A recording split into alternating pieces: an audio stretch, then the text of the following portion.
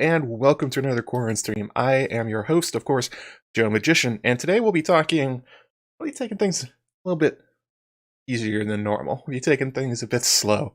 As you may know, this past Monday? Yeah, Monday, I released my latest video, What is the True Plan or Real Plan? I've changed it a few times. What is the plan of Lady Stoneheart in the Winds of Winter? Apparently you all really like that video. It has been my most popular one since Game of Thrones ended. We went way past 19,000 subscribers. We're now up to, it doesn't show you guys the numbers anymore, but I can for my vanity. I can see exactly how many there are. It's gone up from a little bit over 18,900 to 19,121 as of this second. So thank you to everybody. Welcome to the channel if this is your first time here. I hope you enjoyed the video. There's a lot of other good ones on there. Hopefully more in the future. I mean, I always say I'm trying to do them more frequently, but it's kind of a they're harder to make because finding a thing that makes a good fan theory is not as easy as finding something that makes a good analysis. Fan theories are, I think I said this on my Patreon Slack. I said basically that it's kind of a little bit like panning for gold, because there's not good fan theories in every chapter, but there's always good analysis in every chapter. There's always good, always interesting things to say about the characters or something that's in a chapter. It's a lot harder to find something that could be described as a fan theory, but that's just me defending myself. That's why they take so long in between. But yeah, thank you guys. A lot of really great comments on that video. All the likes, all the sharing and stuff like that. I really appreciate it. Oh, was my video? Is it doing okay? The video is fabulous. Thank you. You missed the spooky bassoon? Well, oh, bassoon, yeah.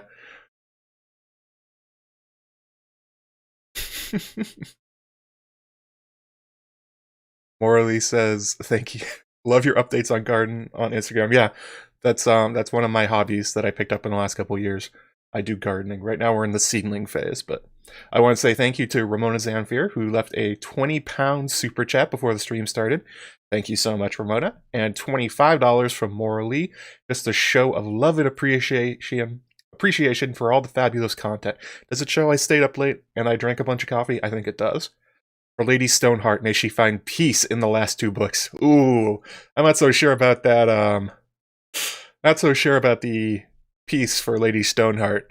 George does not like treating his characters that kindly. And also, I forgot, thank you very much for Danny McKay. He sent in $5 on PayPal. Thanks a bunch, Danny. Really appreciate it. So yeah, that's kind of, yeah, growing strong. If you want to find it on Twitter or on Instagram, I use the hashtag growing strong for all my gardening update stuff. Push Stoneheart off a bridge. Well, you may be disappointed with the results of that. I don't think she would die. Hey, Alicia Kingston, how's it going, AK?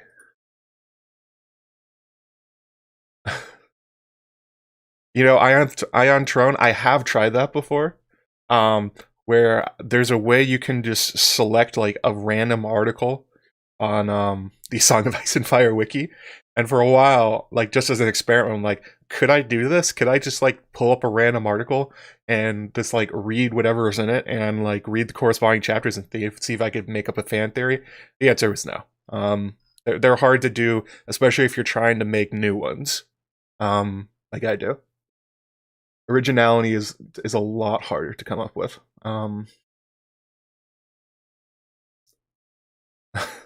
May find mercy, but probably not peace. Does that mean she'll find Arya? Oh my goodness.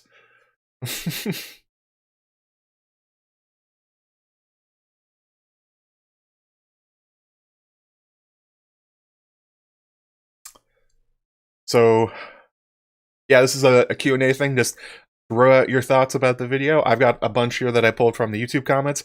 And by the way, behind my head here, the giveaway started today. I just pulled it up. So if you weren't there for the last live stream, for the rest of my video, I'm going to be giving away this baby right here. This is the illustrated edition of A Storm of Swords. That's a pretty good thing anyway. The artwork inside's really cool, but the really special thing about this one in particular is that it has a very special signature on the cover. So this is a signed copy of Storm of Swords Illustrated Edition by George R. R. Martin. So I'm going to post the link in the chat. I'm going to post it everywhere else too. It's the same as the calendar giveaway. It's the same website. So let me go ahead and get that link for you guys. There we go. So very easy to entry. There's just a bunch of things you have to do on it, like follow on Twitter or answer a question.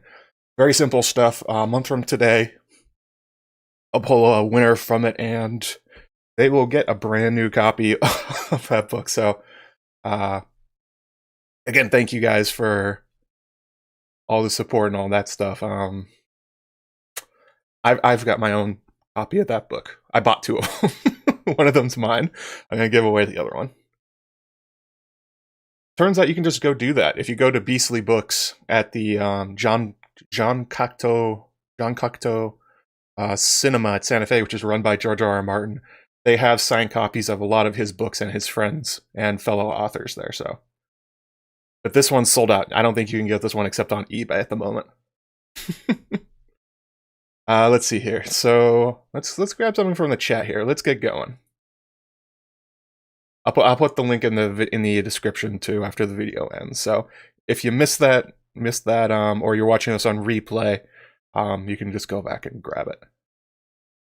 Miracle Draw says, could Arya be sent to kill Stoneheart, not knowing it's her mother by the Faceless Men, or sent to kill a leader of the Brotherhood? She definitely. It's like possible, but it's hard to see who would pay the Faceless Men to do that. There needs to be somebody that would want to take out a contract on Lady Stoneheart and know she's a person and be in Bravos to do it. Like, the obvious person that's out there right now is you have the Lannisters and their Master of Coin. I forget his name exactly, but he's out there to secure funding for the Iron Bank. So I would be surprised if the Lannisters took out a hit on Lady Stoneheart.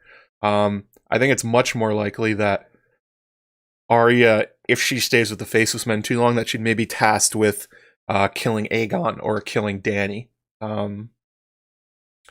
They offer a much more existential threat to the power bases in Westeros and Essos at the same time. There's a lot of people in the is it Harris Swift? I think it's Harris Swift. There's a lot of folks in Essos that are very unhappy with Dany's disruption of the slave trade.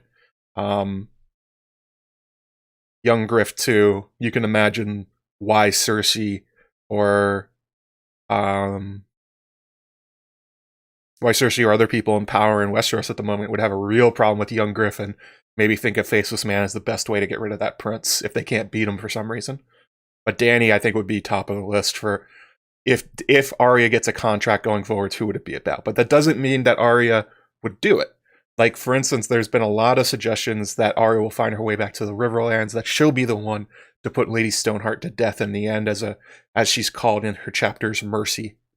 She's also called Cat of the Canal, so there's still a lot of little hints in there that George is not done with the Arya and Catelyn plotline.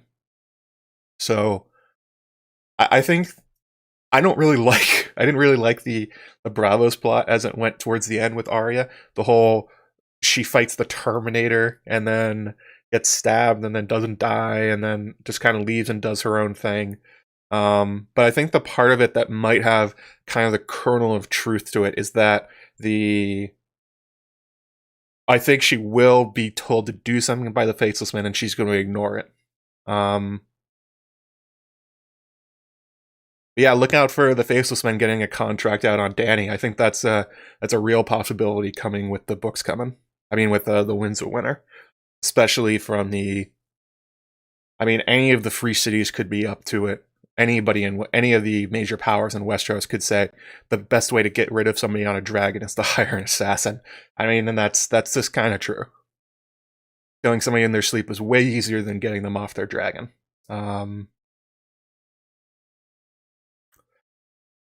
Alicia Kingston says, a lot of folks seem to want Lady Stoneheart to give the kiss of life to Jon. I don't think that will happen, but what reasons do you think she would have for even going to the wall? So, okay. So this is something that I think is actually heavily influenced by the show. The show included that scene with Catelyn Stark where she's talking to Talisa, Robb's bride that's not Jane Westerling, but is Jane Westerling, but kind of isn't. Where they have that scene with Catelyn, and I think a large part of the reason for the scene is they wanted to kind of temper the cat hate, I guess. Like, it's Jon's interaction with Catelyn before he leaves for the wall is understandably one of the things that people criticize Catelyn the hardest for. When she hasn't slept for like 3 days and Bran's dying and she says a lot of really hurtful things to Jon, like that is one of the premier moments for why people don't like her. So the show kind of wrote that scene, I think, in response to that, where they have Catelyn talking to Talisa, and she essentially says that she shows a lot of regret for her treatment of Jon, and how she thinks it's a failure of herself and her morality that she couldn't find it in herself to love a motherless child. I mean, talking about Jon and how she prayed that the gods would essentially save him, and that it's like there's a broken promise idea between herself and Jon. So I think that scene has kind of been transposed a little bit into the book fandom when that scene does not exist. I mean, Catelyn does express some kind of regret, but in a much less overt way about her treatment of Jon. She more or less thinks she was justified because bastards are dangerous, which yes they are, but also not Jon's fault. It goes around in circles like that. But anyway, so the idea that Catelyn owes Jon, that she broke a promise and that she may go and give him the kiss of life, I think is kind of a theory that's in response to that scene, a scene which doesn't exist in the books. Why would she go to the wall? Why would she think that she should give Jon the kiss of life? I don't think Catelyn would see it that way. She's very focused in the books at the moment. She's trying to find Arya, she's trying to find Sansa, and she's trying to find Robb. Hey, video I made.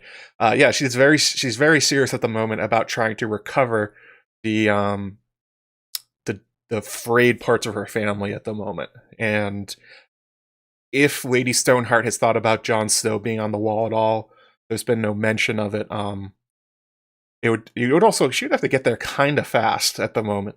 She might make it to Winterfell. I think that's definitely in the cards, that she may end up going north after the proposed Red Wedding 2.0. I don't think she's going to stay in the Riverlands, but I don't see a motivation for Catelyn wanting to give the kiss of life to Jon, and I don't really see how she would get there.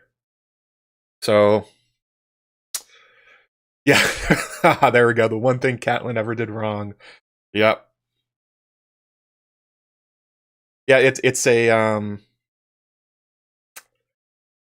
I do think that's kind of a fun meta thing, though. The idea that scene, which I think was a really good scene, honestly, in the show, it added a lot of pathos to, or no, not pathos. Is that the right one? There's pathos. God, I can't remember high school English at the moment. It added a lot of depth to Catelyn's character and her relationship to Jon, that she does feel a great deal of guilt over her treatment of the kid who didn't deserve it. It's kind of leaked between the two different plot lines. But yeah, I got a lot of comments to that effect, that like, oh, I think it will be Jon. I think she's gonna go find her way and she's gonna give the kiss of life to him. If Jon was closer, if she expressed more regret in her life about her treatment of Jon, if she even knows he's dead, I don't even think she knows he's dead. It is pathos. Boom. There's the three of them. There's Pathos, and then there's two others. I didn't do well on that assignment, to be honest. Oh, thank you for the subscription, Darlene Stein. I'm sorry, guys. There's a lot of people that want to see Lady Stoneheart bring Jon back to life. I don't see how it would happen, or why it would happen. It's a cool idea. Like, that would certainly be a reversal on the earlier scene where she says I think she said she wished Jon was dead instead of Bran, basically. But that's been so long ago. Melisandre seems to be the best candidate for who's going to give that. Ethos and Logos. Ah, there we go. Thank you very much, Anders.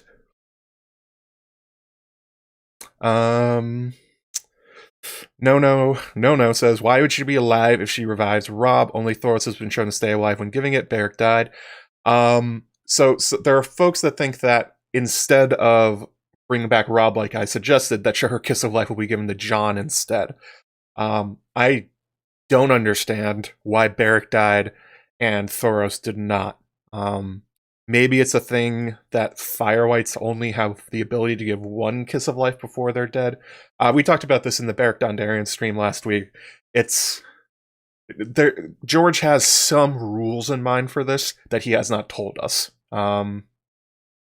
So I'm guessing there's a twist in there somewhere. Like, there was no hint from Thoros and Beric's example that it would kill Beric to do it himself. That was a surprise. It was as much of a surprise as the Shadow Baby. There's fancy mechanics he's holding back in his head, clearly for dramatic effect. Chad is wicked smart. Yeah, I agree, Alicia. I don't see why she would go near the wall. I don't know why, even if she was near the wall, I don't even know why she would do it. She does not feel that strongly about Jon. Another cheap chat here from Morley, $25. If Lady Stoneheart tries to give the kiss of life to her son Robb, what would that look like for Robb? Will he be like the mountain with no head? His head, his direwolf said. So this was another thing people brought up a lot that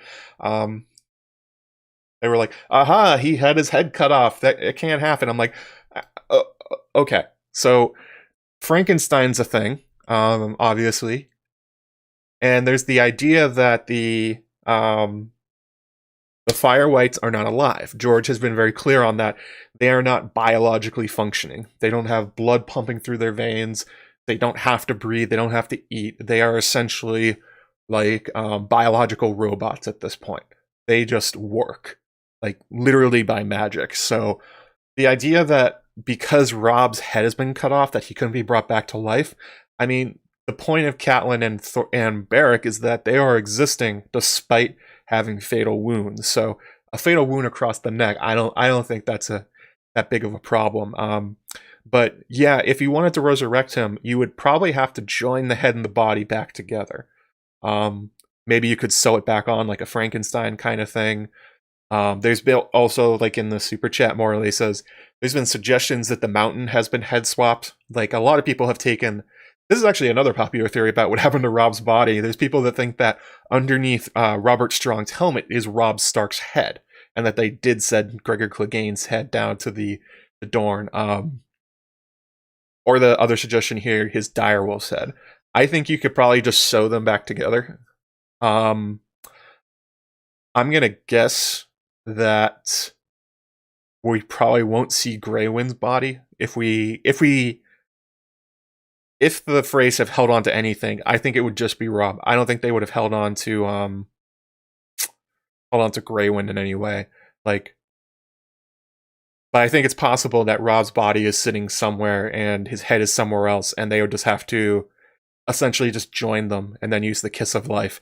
Because that's the point. Like, the kiss of life, what it does is it essentially, it doesn't bring you back to life as you are. It brings you back to life in this like weird magical way where your wounds are ignored, basically. Like, I went through this with Beric last week, but like, he's got a massive crater in his head from when he got hit with a mace. He's missing an eye. He still has the wound from when the mace went through him. Sandor basically cut him in half, and he just has like this giant scar up his body. Like, these are basically not okay for being alive. But Beric is anyway, so it's like it's undeath but not real life. So I don't think it would be that big of a leap to go from the injuries that we've seen to Catelyn and Beric and say, well, yeah, just sew Robb's head back on, bring him back to life. That would be my guess for how it would happen. But there's also very much the possibility, like the idea from the Whispers and Nimble Dick Crab, that maybe it is just his head. That like just Robb's head sitting there, his body's gone, you can't find it, and maybe that could come back to life, or unlife, I guess, undeath.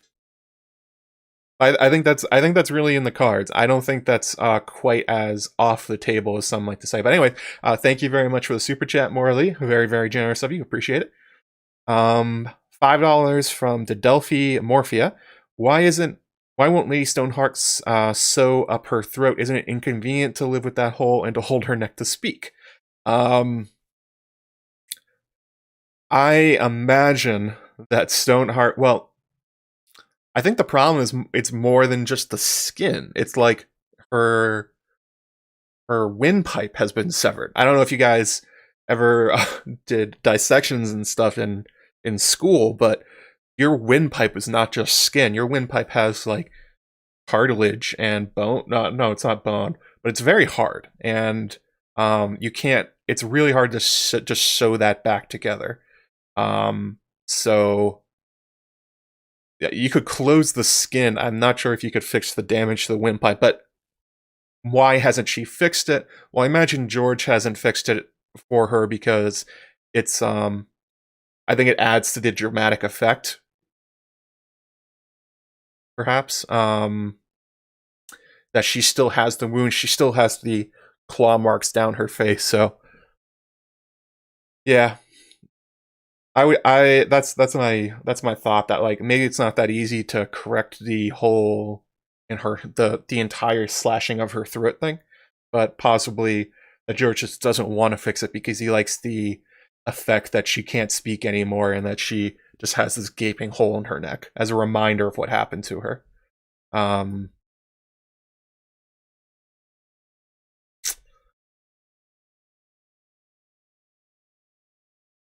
Aaron M says, does this mean Robb couldn't turn his head since his neck muscles are severed? So this is one of those things where I don't think... Oop. Just dropped my headphones. Where if you get really into the nitty-gritty of like how your body moves and like how the biological functions work for like for this to happen, if you try and think about it in terms of George's use of fire wights and zombies in general, it really doesn't work. Like, I think he's not biologically alive is meant to essentially go like, just don't think about it too hard. Like, his organs just aren't working anymore. That's kind of what it means. But in terms, if you wanted to give like an in-universe reason for why they don't work, for why it would work, I mean, if you were brought back from the dead as a fire wight, there is the example from his story Night Flyers where, spoiler alert, there are sci-fi psychic zombies in that, where essentially a powerful psychic force moves corpses by using their brain powers to essentially pick them up and move them one after another, regardless of the state of the body. I mean, we also have the in-universe example of that hand, the hand that Alistair Thorne had that he brought down to King's Landing, where that was like basically just like a skeletal hand, I think. There was like very little musculature. It wasn't connected to anything, but it just kind of kept moving for quite a long time, separated from the body. So, I mean, if you want a perfect example of George demonstrating that in his world, it doesn't really matter the biomechanics, that he just wants it to work. I think that's probably the best way to say it. He just wants it to work, so it does.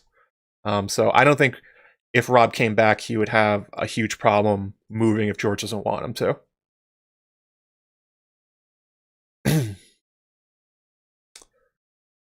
Yeah, she was cut to the bone. Yeah, so that's a hard one to fix. I hope that answered the question, kind of. It's kind of like, how does warging work? Like, what does that mean? If you really try and dig into that, like, that's not, I've tried. It's not a really rewarding mental process. It just gets confusing real fast, and you realize George just wants it to happen, so he's going to make it happen. So why can fire wights move despite the fact that they have no blood that's bringing oxygen to their muscles, which allows them to twitch in a specific way to move them? It works. Yeah, exactly, George. It works because magic. That's why. Oh, Robb's not coming back? Damn! That sucks. Well, I guess that video's done for. Shit. Bummer. I wish you had told me that before I made the video. Super chat here from Croy Venazzi, $5. Thank you very much. So do you think we'll see a wild warging King Robb at the second Red Wedding, like Rhaegar Frey lies about in the Murder's court? That would be some really interesting foreshadowing. If what the Freys say, if their lies about Robb came true, wouldn't that be really cool? If George did that, if George made that the foreshadowing for Robb actually coming back and attacking a second Red Wedding, like, that would be a really clever hint for that to come. That would really slip under the radar for a lot of things, because like, a lot of the things I point out in my video were like things that I had completely missed when I read it the first time, like she wants her son alive, or she wants everyone that killed him dead. Basically, it was like, you read that and you go, well, okay, so that means Stoneheart's going to kill everyone. But it's like, wait. She's undead. She's undead by a process that brought her back to life and Barrack back to life 6 times. So, like, why is that impossible? Well, it's impossible if you're in denial about what Stoneheart is, like Lem kind of is. Yeah, I think that's a great call, Koi. If it happens, that would be really interesting. If you look back at that paragraph and that whole thing that the Freys are saying, and bring it forwards and compare it to Robb at the Red Wedding, that'd be really interesting. This Flamingo, so zombie boners is a possibility. Actually, in the patron chat before we went live, Sue the Fury, she said the same thing.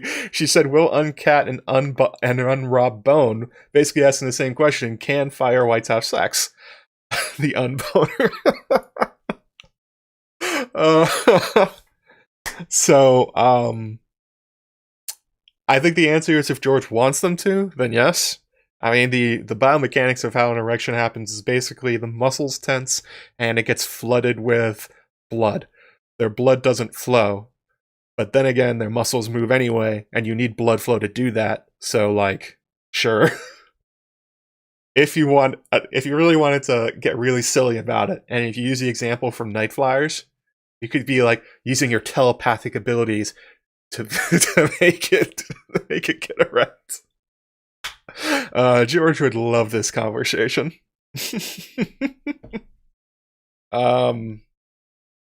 Long story short, if George wants their downstairs business to work, if he wants their light bringers to catch on fire, he'll make it happen. I don't think it would be particularly like against the rest of it anyway.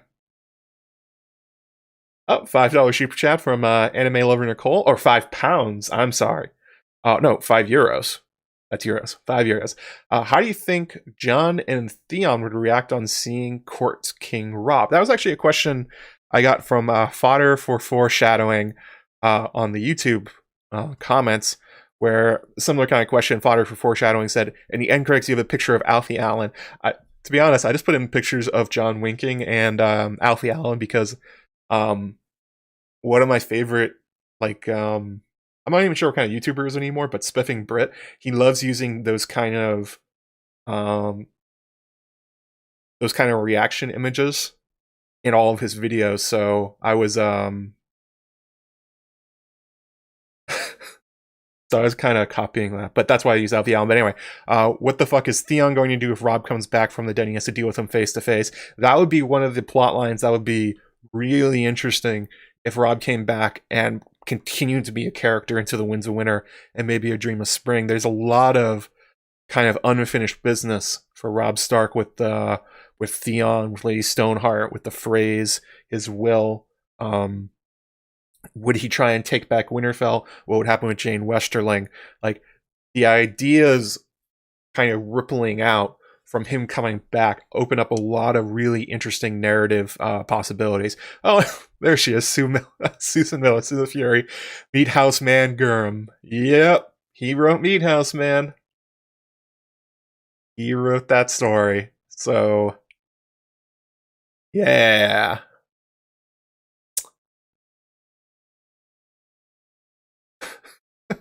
Chaz perfectly balanced with no exploits, yeah. Actually, if you've been wondering why I've been putting on a lot of polls on my channel, that was because of Spiffing Brit with his video about how they are weirdly used in YouTube. Anyway, I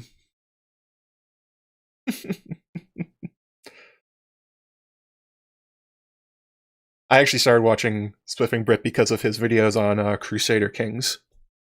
He had a lot of like exploit videos and like very basic how to abuse the game mechanics things, which is actually, I didn't use all of them, but it was he did have some influence on my gameplay.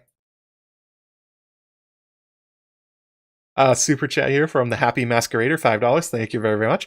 The fact that neither Catelyn, Beric, or Patchface has black hands implies to me that only ice wights lack proper blood flow, so Jon can fuck.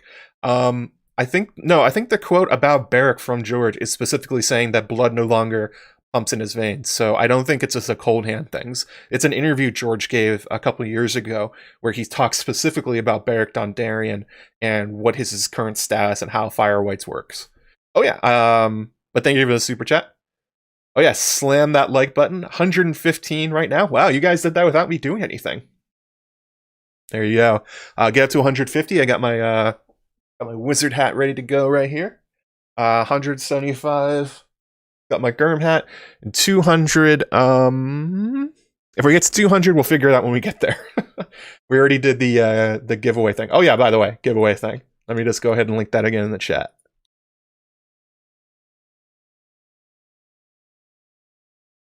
Let me go ahead and pin that one so you guys can find it.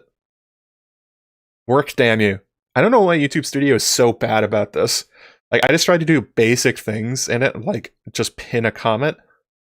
It just doesn't work. Could one of the mods just grab the Gleam link I just put in the chat and just pin that one for me?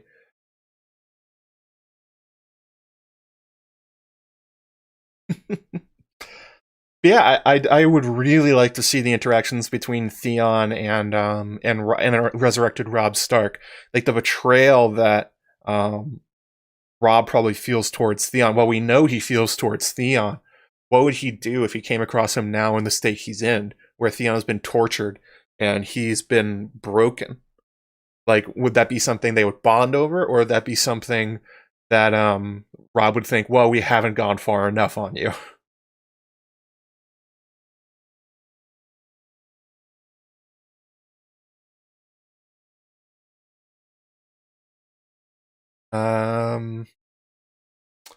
Nobody likes the sudden meat house man, so he loves that story. Seriously, go read Dream Songs and read his introduction in Meat House Man. He thinks that story is awesome, and it is just not.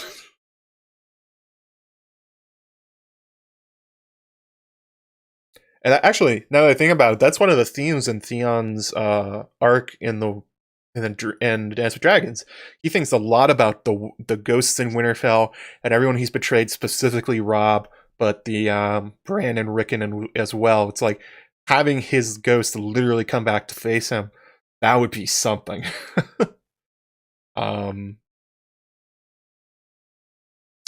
Matt say what is in the giveaway? So the giveaway, Amy Blackfire, also, hey Amy, is this copy of A Storm of Swords illustrated edition signed by George R. R. Martin. So that is the giveaway. It's kind of tough to see the. I could knock down the dire wolves and just push it over, but I think you guys would get mad at me for slapping them on the floor. Yeah, it was like reading Gurm's mental breakdown. Yes, it was. He really loves resurrecting characters. He absolutely loves it. That is one of his favorite things to do in characters, and he loves doing it in ways you don't expect. He loves using resurrection as a mechanic, just like all the time. Any way he can, any context, he's going to find a way to bring a character back to life, but usually in some kind of cursed way. So let's grab a question from patrons. Guilty Undertaker on Patreon. This was their question. They said, Beric and Stoneheart are often referred to as zombies, but do you think George might be drawing inspiration from ghosts as well? Beric dies before he completes his task of bringing the ghost to the mountain to justice, so he continues even after death, making him similar to unfinished business style ghosts. Ah, yeah, Casper. Love the Casper. Meanwhile, Stoneheart is more of a vengeful ghost, unable to rest until she avenges her death and the deaths of so many people that she loved. I think he's definitely drawing on the idea of unfinished business with these characters. Stoneheart is literally all about unfinished business. The quote from Lem makes it clear that she thinks her purpose in life is now to avenge the Red Wedding and kill everyone that has to do with it.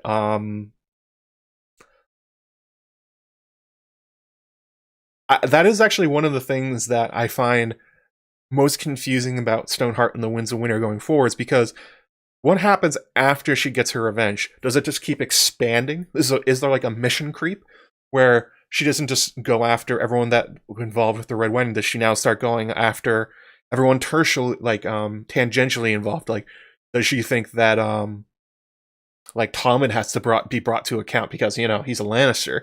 Like, does it just keep going that way, or is there an end point to it? Bring Robb back is kind of my attempt at saying that part of her unfinished business and something that would serve as kind of an endpoint to her story would be resurrecting Robb. She's definitely trying to find Arya, she's trying to find Sansa, but so much of her story is specifically tied up in Robb that that I think that especially in her mind, because there's something that I was thinking about when I was rereading that chapter. And it's the one with Brienne when she's playing with the crown, and it's specifically she's like toying with it. And it's kind of like the sort of thing you see people do when they're thinking very hard about something. Like she's developing a plan at that moment. So I think it has crossed her mind ever since she found the crown and talked to Ryman Frey, or tortured Ryman Frey before she killed him, that it's been on her mind, could she do this? And I think with capturing Brienne, getting the crown back, learning stuff from Ryman Frey, knowing about the wedding that's upcoming between the Freys and the Lannisters, that it's really on her mind that this is something she could pull off. Especially, she's keeping Thoros around, so clearly she's also asking him about like the nature of her undeath, what Beric did, how it works from Thoros' perspective. I don't think that's I don't think it's a particularly like controversial thing that, as an undead character, she would want to explore what that means for her and what she can do with it, considering Beric brought her back. Like, that was one of those things that like just like really struck me as like a super obvious conclusion. It's like, well, why wouldn't she? If Beric can do it, it must have crossed her mind that she thinks she might be able to do it too. So, Beric, you make a good point too, Guilty Undertaker, about the idea you're talking about how the Mountain to Justice, but then Beric's mission changed from being about the mountain to being about a general defense of the small folk in the Riverlands, and kind of like a barrier between the nobility and their war and the common folk. So there should be a similar kind of escalation for Stoneheart, I think.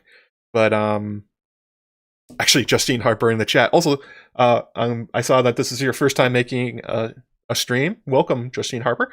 Robb is 100% her favorite child. I don't know if he is. I think Bran's her favorite child. But she definitely spends most of her arc dealing with Robb. So the connection between them, I think, is an important thing that George can exploit going forwards.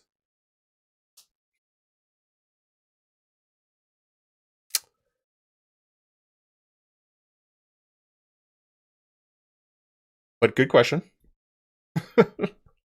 Also a question from Patreon.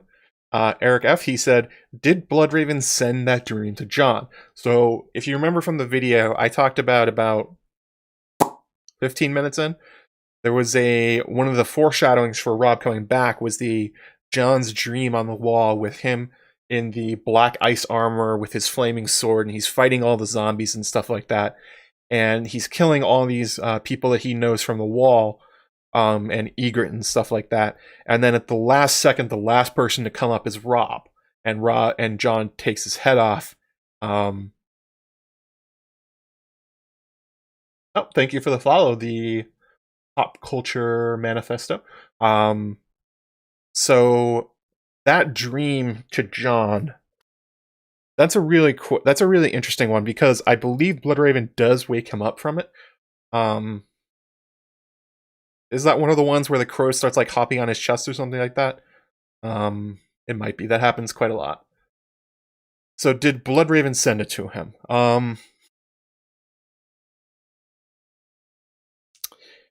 If I remember right, there's no obvious raven in that dream. It is just a dream that Jon is having. But this is one thing that I've thought about quite a lot, and the idea with all my explorations of dragon dreams and Targaryens and their relationship to prophecy, would it be that strange if Jon got prophetic dreams as well? And the crow does land on his chest. Okay.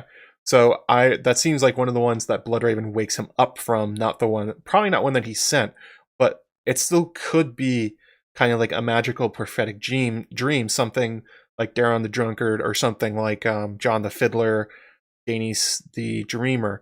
I mean, we know Daenerys probably gets these too.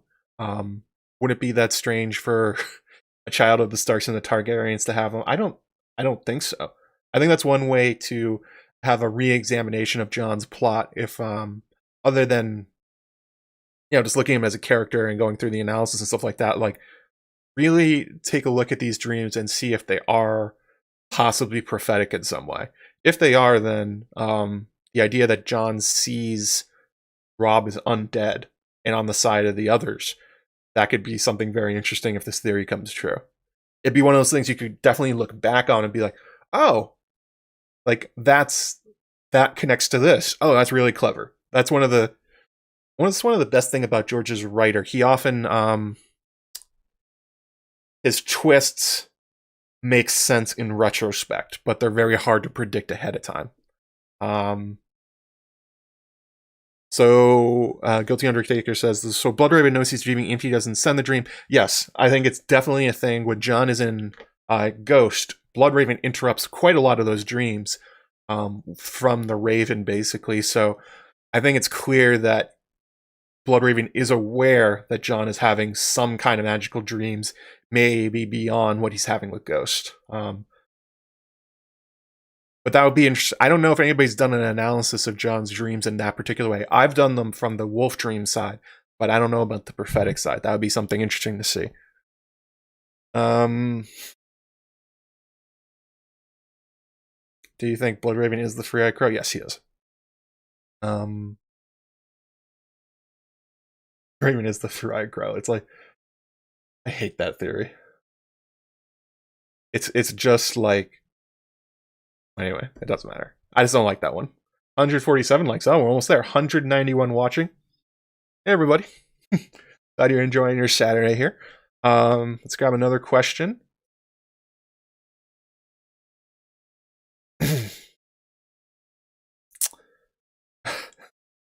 Kajani Golkosh says, if Stoneheart kisses someone who is alive, do they get a 1-up?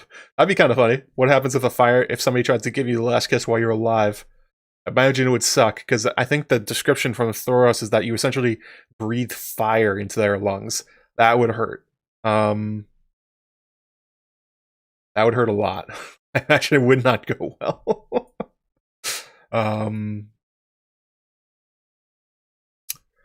So let's see here. A question from the YouTube comments from Ramona Zamfir. She says, phrase keeping Robb's body as a trophy is a great catch.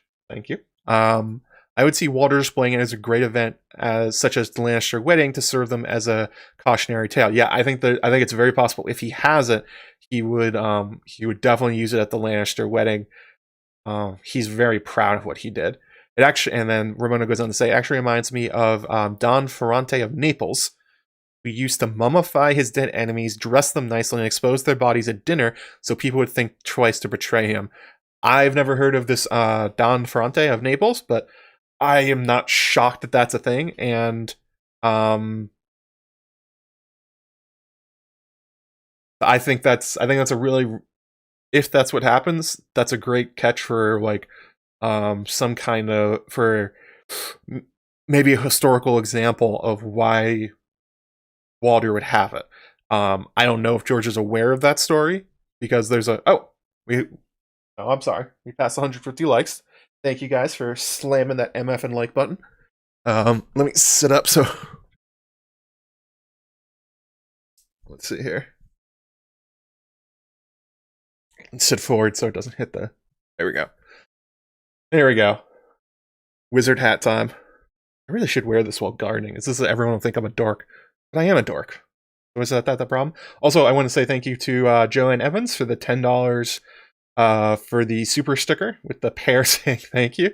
Very generous. Appreciate it, Joanne. But yeah, I think it's a really cool catch. I also know that there's a particular story of a pope that was put on trial after his death, that they dug up his body and they put him on trial. And I mean, George has already hinted at the idea that Robb's corpse will be used as a prop for the royalty. I mean, that's literally what Joffrey wanted to do. He wanted to put Robb's head basically on a plate in front of Sansa at a wedding.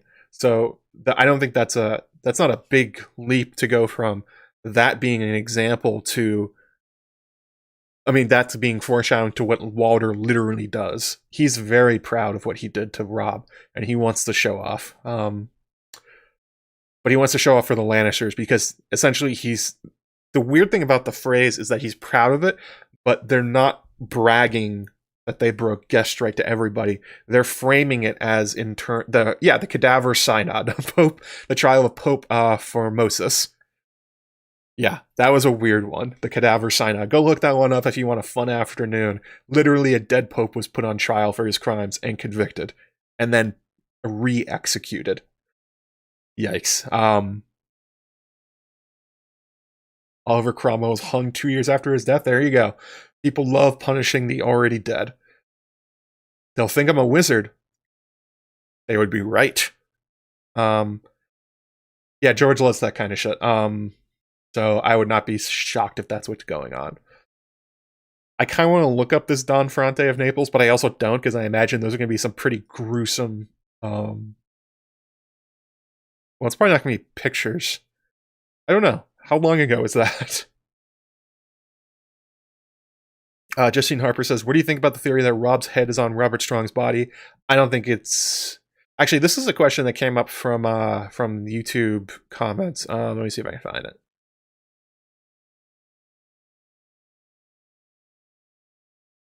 I definitely put this in here somewhere. Oh, this is from William Dempsey on YouTube. If Clegane's head was sent to Dorne, could Robb Stark's head be on Sir Robert Strong? Does it say anywhere in the text that Robb's head was not sent to King's Landing? So this is the theory goes that Gregor Clegane's head was supposedly sent to Dorne as payment for Elya's death, basically, after Oberyn's trial by combat. And there's people that suggest, specifically the Sand Snakes, who say like, well, it's a big head. I mean, I guess it could be Gregor's, but we don't really know. that's kind of the problem with being sent a skull. Like, it's literally a skull. There's no flesh left on it when they send it down, and that's part of the thing that makes the Sand Snakes and Doran kind of skeptical of it. They're like, well, they could have sent it, they could have tarred it, they could have preserved it in some way and sent it. They didn't need to send a skull to try and prove this is Gregor. Like, it's basically just the size that is the proof that it is that. So there's been a suggestion that perhaps that it was not Gregor's head that got sent down to Dorne. I forget who wrote this theory. I saw it a while back on Reddit, but I thought it was a really good catch. That basically, Cersei has had an ongoing bounty on dwarfs in Westeros. So quite a lot of them have been killed and had their heads or bodies sent to Cersei. I think this actually shows up in the show too. Essentially trying to claim the bounty, saying this is Tyrion. And one of the heads that gets sent to her is a dwarf that has an unusually large head. And the suggestion is that since Cersei just has a lot of weird heads laying around at the moment, that's what got sent down to Dorne, and that Robert Strong has not actually lost his. You're watching this with your 9-month-old son? Sorry about the talk about boners. Undead boners. Luckily, not old enough to understand the context, so hello. There's been suggestions that Robert Strong doesn't have a head. I think he probably does, and it's probably still Gregor Clegane. So that's what I think. As to if the head was ever sent to King's Landing, we have Cersei's perspective. We have Qyburn. I think if they did get sent Robb's head, we would know about it, because that would be something that would come to the attention of Cersei, and she doesn't mention it, so I don't think they have it. They could have sent it in a jar. Yeah, they could have done that, like Stannis' sons from the show. Oh, that was such a creepy scene. The kids in the jars. Is viewer discretion advised? Yes. Yes, it is. Let's grab another question here. What's the PayPal? Oh, hang on a second. It's here we go. Amira Cheeks. That is my PayPal.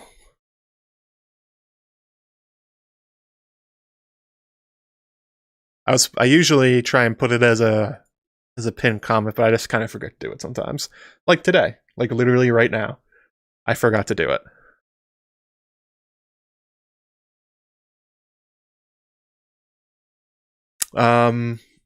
You want Robb back with the wolf head? That is another popular option. That a lot of folks think that it'd be really interesting if it's Grey Wind plus Robb that comes back from the dead.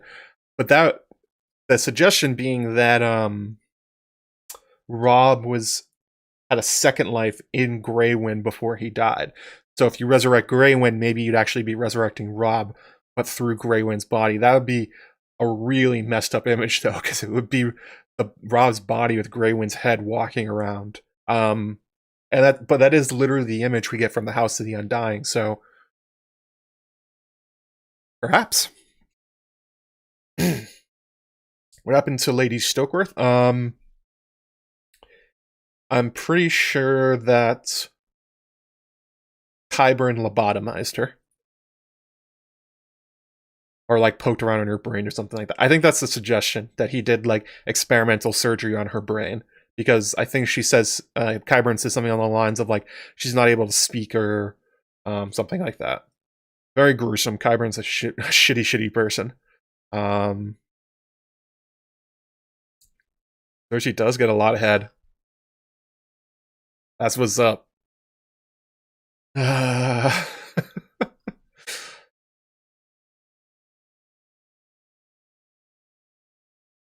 Actually, this came up. I forget who I was talking to about this.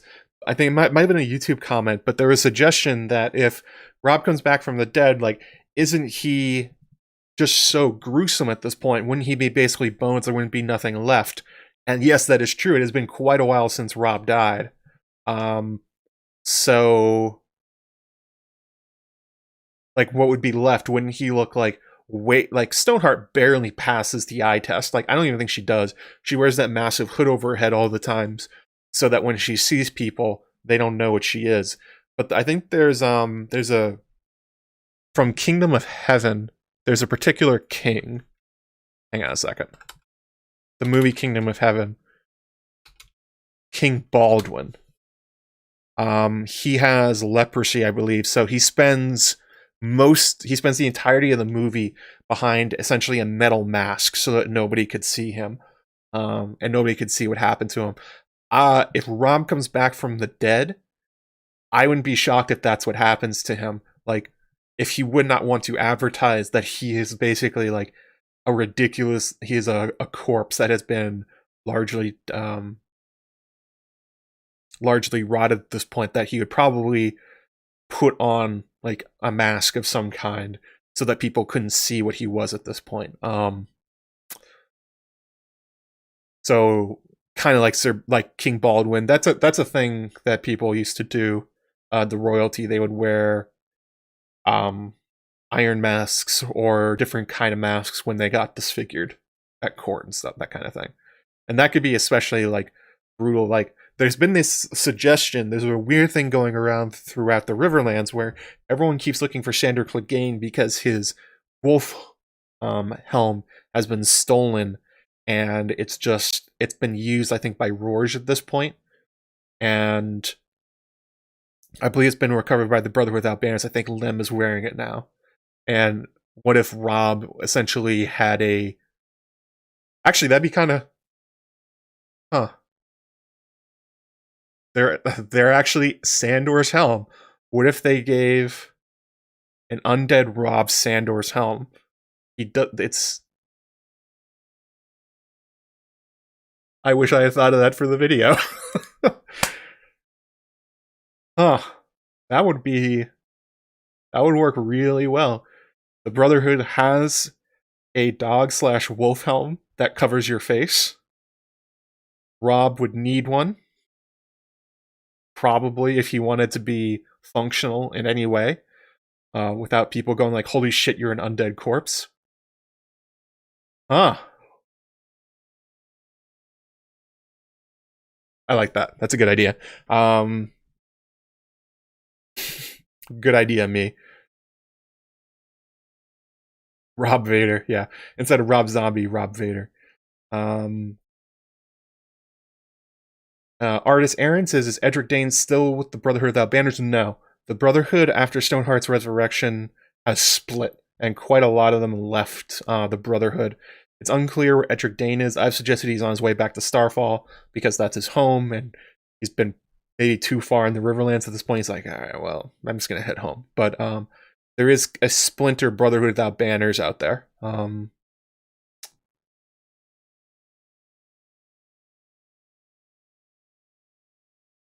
Who has the helm just now? Lemoncloak.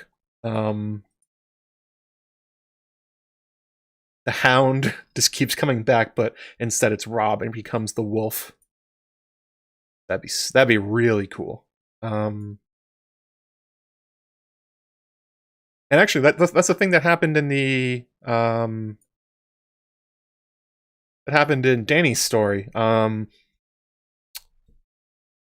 The Butcher King, where they essentially put a corpse on a horse to pretend he was still alive. So,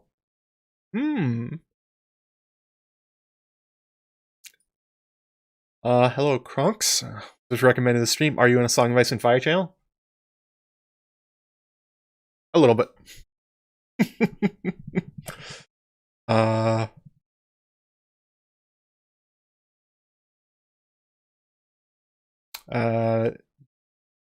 Zealtian?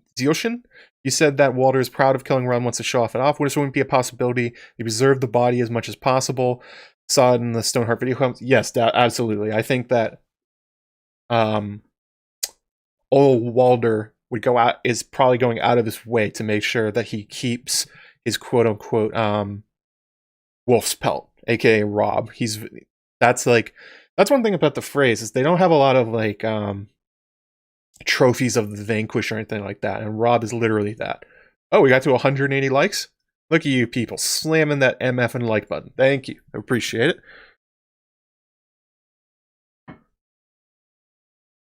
Turtle hat time.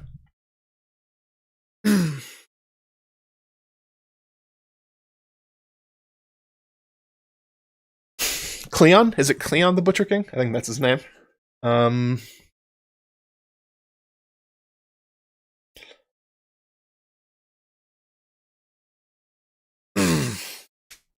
What did I think of Game of Thrones Season 8? Oh, we're doing this today? We're gonna make everybody mad at me? I made a video reviewing it at the end of it where I basically said I thought it was good. I didn't think it was great. I didn't think it was fantastic. I also didn't think it was horrible. You know, it was like a B minus, C plus kind of thing. There are parts to like. There are parts not to like. I didn't particularly hate the ending as much as other people did. I wish there was more detail, and they did move through things probably too fast in some places, and yeah, it could, if they put in more detail, I think it would have been better. But I mean, that's how it goes. I was entertained. I thought it was pretty good, but you know, not the best. I think that's one of those things about season 8, because I guess we're just gonna talk about this real quickly right now. There's a perception that if you didn't absolutely hate it, then you loved it. It's like the best thing you've ever seen. And it was just like, no, it's not my favorite Game of Thrones season, like not even close.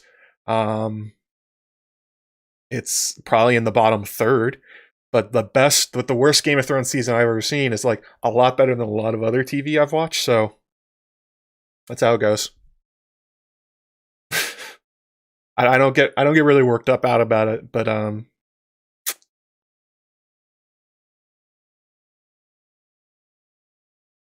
sorry, I kind of resist the team aspect of it. Hate it. I didn't hate it.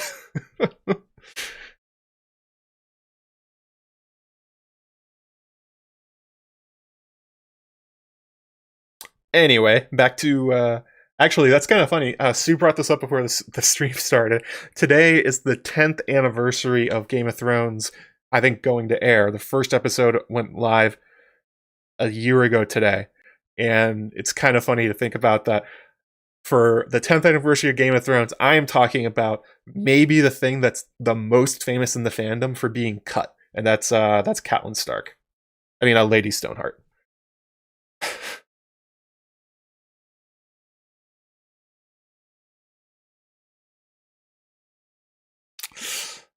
So thanks, you're welcome, HBO, for Iron Anniversary.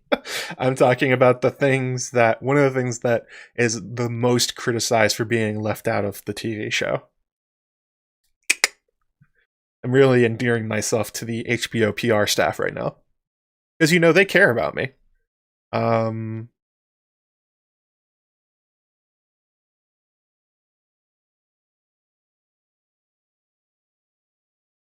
I got a $5 super chat for book club dues.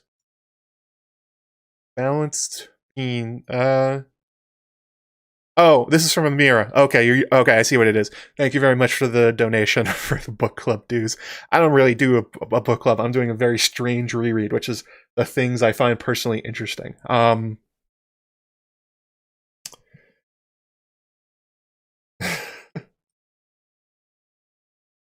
I know, I gotta cash my HBO checks. Actually, if you want proof I'm not an HBO show, you know those little packages that everyone got? I didn't get one. They don't even know who the hell I am, so... They are not aware of Joe Magician and his channel, so... If I'm shilling, I am shilling for nothing. No, they don't care about me. They don't even know I exist. The only person in the HBO universe that has acknowledged me is Sophie Turner when she retweeted a thread I made about Brienne during season 8. That's been the high point. I think Brian Cogman liked a few tweets of mine, and that was it. But I think that's a good point about the Winds of Winter. and Lady Stoneheart is that they're when they cut Stoneheart, they really didn't know what to do with that whole what to do with the hole left behind by her story, because it's supposed to take up not only Brienne and Jaime, but it's supposed to inform what's going on with the Freys, more what's going on with the Riverlands, the Brotherhood Without Banners, and they just kind of they removed her and didn't know what to replace it with, because they sent Jaime to Dorne for that crazy plot to bring back Myrcella. They had Brienne go to Winterfell, and she essentially just didn't do anything. And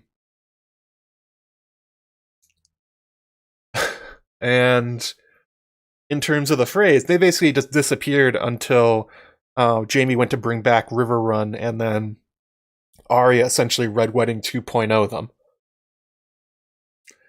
So if you're looking for something that has probably not been spoiled in any way by HBO, Stoneheart's story and where it's going in the future is very much so fertile ground, and who knows what George is going to do it. It's basically a blank slate for him. So along with Aegon in the River, or Young Griffin in the Riverlands, and John Connington, those two plot lines have the most open space, basically. So that's been that's something that's particularly interesting to me. We did get the awesome fight between Brienne and Sandor. That was an awesome fight. That was pretty good. I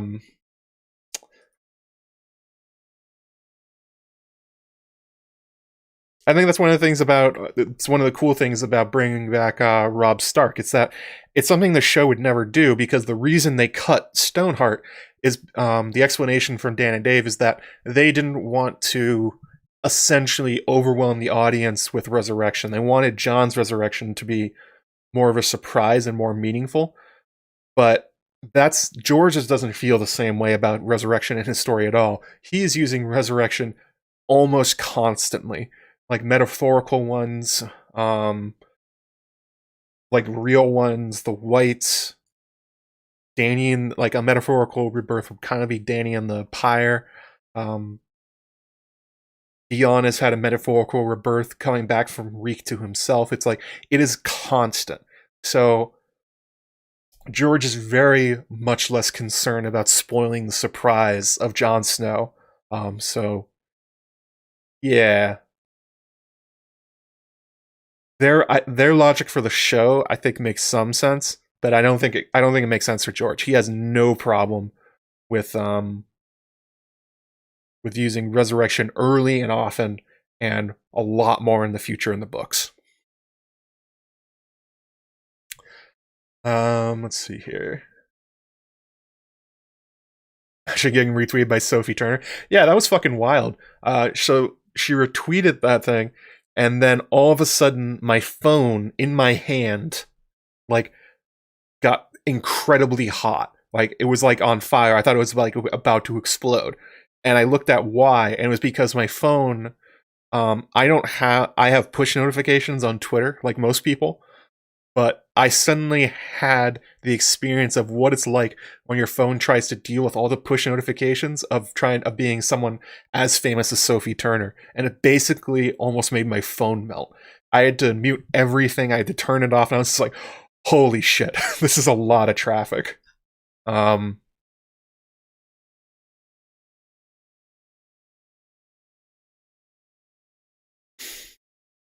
So yeah, that's kind of what it's like when Sophie Turner notices you. Your phone almost melts.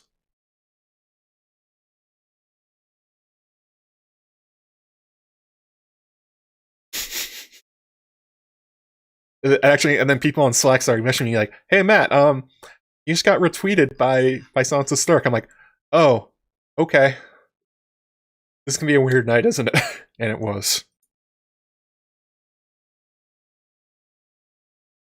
I think that tweet is something like 65,000 likes or something at this point. I don't know. I haven't checked on it in a while.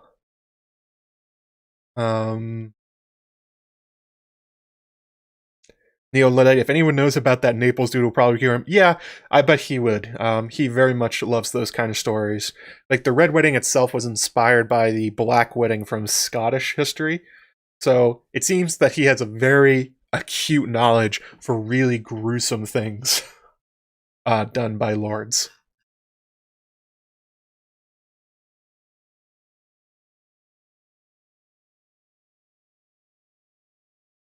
Um,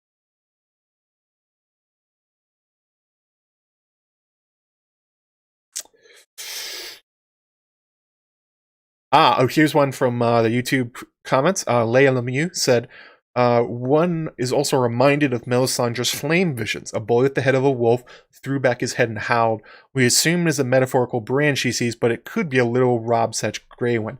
And that was one of the really cool things, seeing all the comments that have been coming in on the Stoneheart video, is that people started suggesting other bits of foreshadowing that I didn't catch or that I overlooked.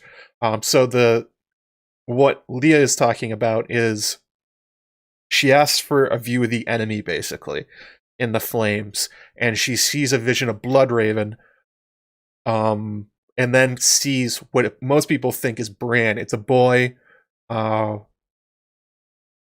with the head of a wolf, and that seems to be the two of them are so interconnected at this point that it makes the most sense that that is obviously supposed to be Bran, but it doesn't mean it couldn't be reused by George for another purpose. Like, for instance, the Ghost of Highheart saw saw Lady Stoneheart coming well in advance. Also, Daenerys in the House of the Undying saw the Red Wedding coming long in advance. So it's not impossible that if there is a zombie Robb out there, Robb Zombie coming back in the future, that there will be subtle hints that make sense in retrospect. Like, I think one of the best examples for that kind of thing is from the Mystery Night, when John the Fiddler, Daemon the Second Blackfire, I think it is, where he thinks the egg hatching and Dunk being in the Kingsguard is about him, that he's about to become king, the egg's going to hatch.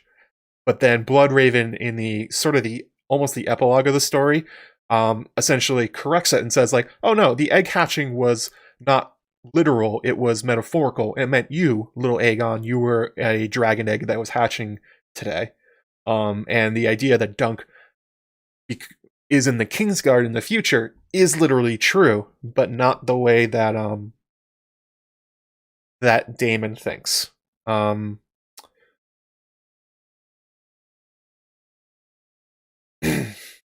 So that would be kind of interesting. Yeah, and Daenerys' vision for the Red Wedding, that is such a strange one. The basic theory on that one is that the reason Robb is not dead in that is that it's supposed to hint at Robb having the second life. But that's that is a really small catch for that.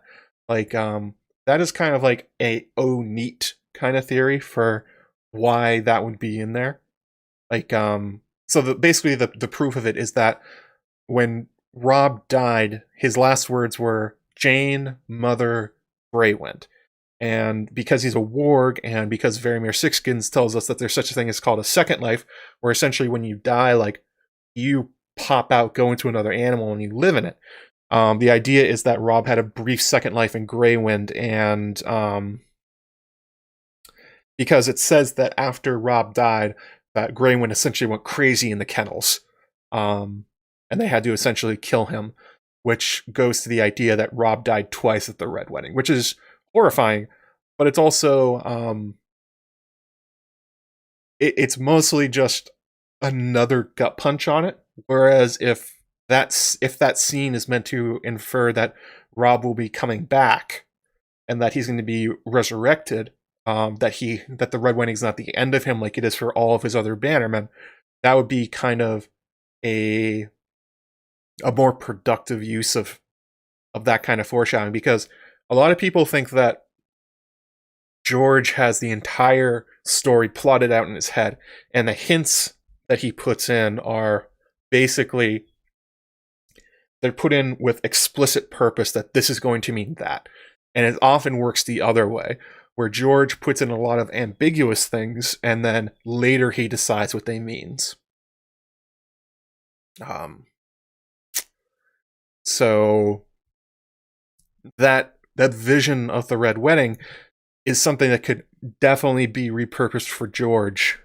Actually, that's one of his greatest talents as a writer. His method of working backwards is only as good as his ability to seamlessly essentially retcon things, and he's exceptionally good at retconning details to match the current story. Like, that is one of his truly greatest talents as a writer. Yeah, it is heartbreaking, but it's just kind of like, okay, that sucks. The best way, I mean, the Varamir chapter already hints at Jon coming back, because he set Ghost as well when he died. So, that Jon is likely in Ghost at the moment. Robb comes back as a headless horseman. There you go. Let's see here.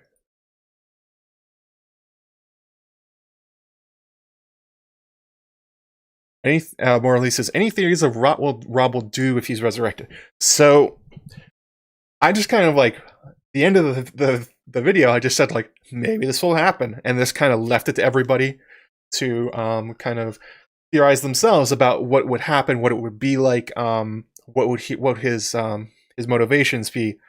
That's, if I wanted to make a longer one, I would have gone into it more.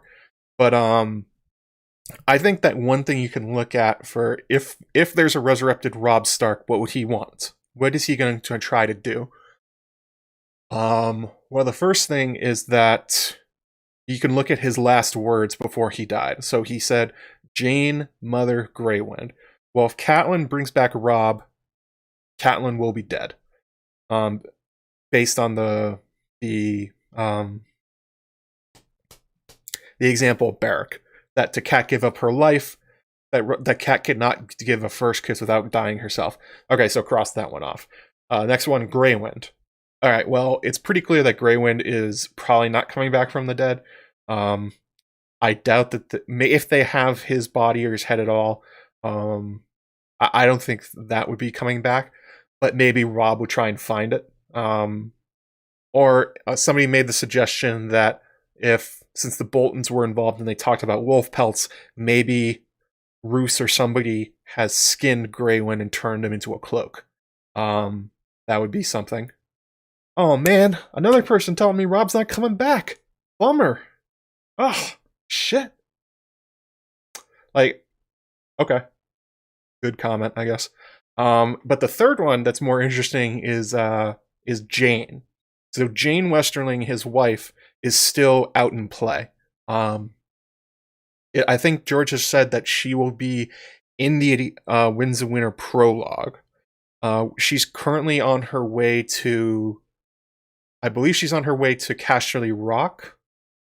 She's being moved by the Lannisters. And there's been a lot of suggestions that Jane will show back up again. So if you're talking about like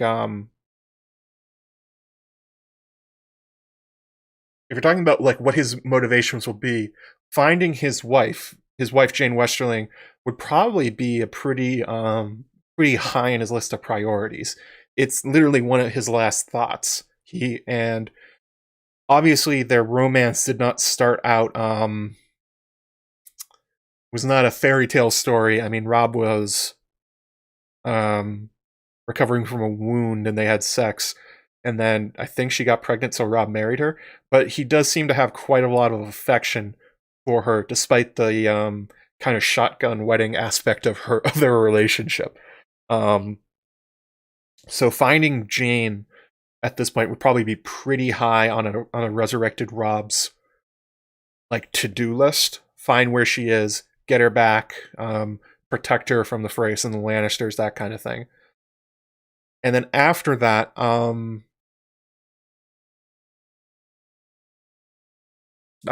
Sybil Spicer is POV for the Winds of Winter prologues. He's Guilty Undertaker. Another one that people have suggested is Ill and Pain. The the mute headsman, or the guy that has Ton ripped out by the Mad King. He would also be a good one for who's going to be escorting Jane Westerling. There's also the suggestion that there's going to be a pack attack, that the Arya's direwolves and her giant wolf pack are going to attack. But one way or another, Robb's going to want to find out where Jane is and what the role of Sybil Spicer in the Red Wedding was, basically. So that would be high up there. Oh, a PayPal from $5 from Carmen Campadoctor. Thank you very much. Appreciate it. Any hopes or predictions regarding the Blackfishin wins? Possibly in relation to Brotherhood Without Banners or Stoneheart. So that is one of the big X factors for Stoneheart and a resurrected Robb in the Winds of Winter. What would Blackfish think of all this? That could be one of the characters that has the most visceral reaction to Lady Stoneheart.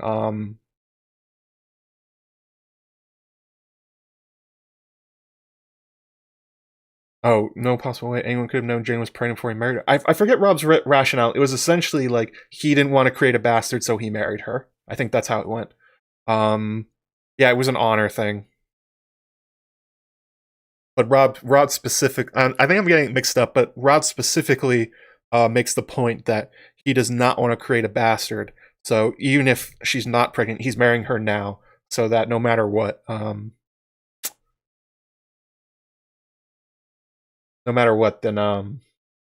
that won't be a possibility. So Carmen says, yeah, so the Blackfish with the Brotherhood Without Banners or Stoneheart. So the Blackfish is still out there. He has not been caught. He has not been killed like he was in the show. It's very likely, with Blackfish on the run at this point, after losing River Run back to the Freys and Jaime, that he may find himself interacting with the Brotherhood. It's surprising he hasn't already. I think the inclination is that he's going to find his way to Jane Westerling. But yeah, he could be the POV that George uses as the most horror on what Catelyn has become at this point.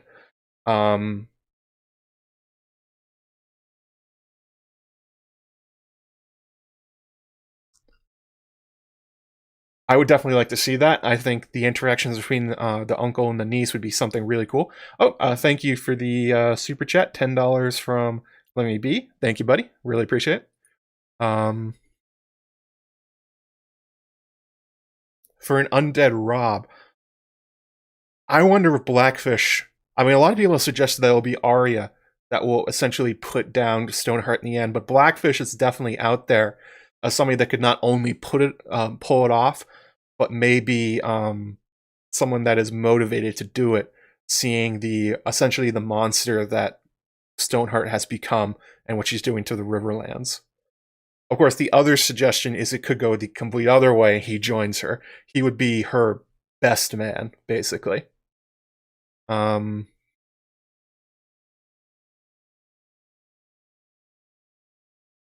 Blackfish would be really interesting. I could see the plot line where Blackfish joins Stoneheart or Robb, but I think he would definitely see her more as an abomination at this point, and maybe take it upon herself to end her at this point. Kesavan says, do you think Littlefinger and Lady Stoneheart will ever interact? So that's one of the things that's really interesting, is it seems pretty clear at some point the Vale Knights are going to have to go north to Winterfell, one way or another. That the show idea that the Vale Knights are going to defend against the White Walkers, I think makes a lot of sense. But to do that,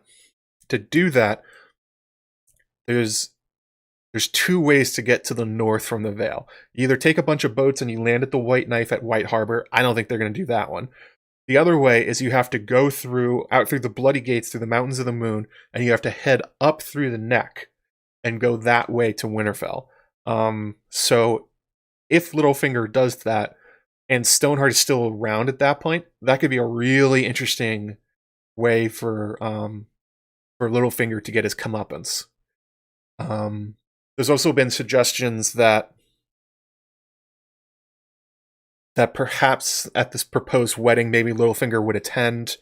I don't know about that one, but I think there's definitely an easy way for George to have Stoneheart and Sansa and Littlefinger interact again, and have, because all Catelyn has at this point is time. All she has is the ability to reflect on her life, and she's clearly looking at all the betrayals that have happened to her, and she's kind of like, the wheels are turning, she's putting everything together, she's much more cynical than she was before, and I think she will probably have figured out Littlefinger's role in all of this, and I don't think it would go very well if Stoneheart and Littlefinger interacted again. Especially if this is something that would come up that would be kind of interesting. They put this plot into the show where they had the idea that Arya was suspicious of Sansa for her role in the downfall of the Stark, specifically that letter she wrote. So a lot of people thought that didn't make a lot of sense, and it kind of didn't, but it's also something that has not been addressed in the books yet. That Sansa hasn't answered to any members of her family for writing that, and the effect it had on the Civil War. So Arya makes sense that she's very suspicious, and maybe she would question Sansa's loyalty, but Stoneheart has gone so deep into betrayals and getting revenge on anybody that if she sees Sansa with Littlefinger and has put together Littlefinger's role, she may very well think, she may question where Sansa's loyalties lie, and that may be where Sansa coughs up the information about Lysa, and finally Cat, in her head, just kind of, it all just clicks together. It's like, oh, this was the last piece. Of course, this is what it was about, and gets her revenge on him. I think Stoneheart has a really strong chance of being the person that brings Littlefinger to account for his crimes.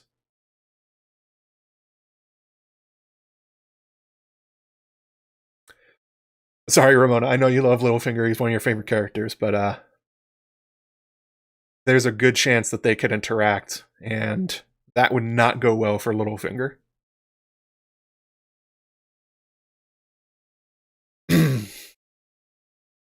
Kat thinks Jane has good hips. She does.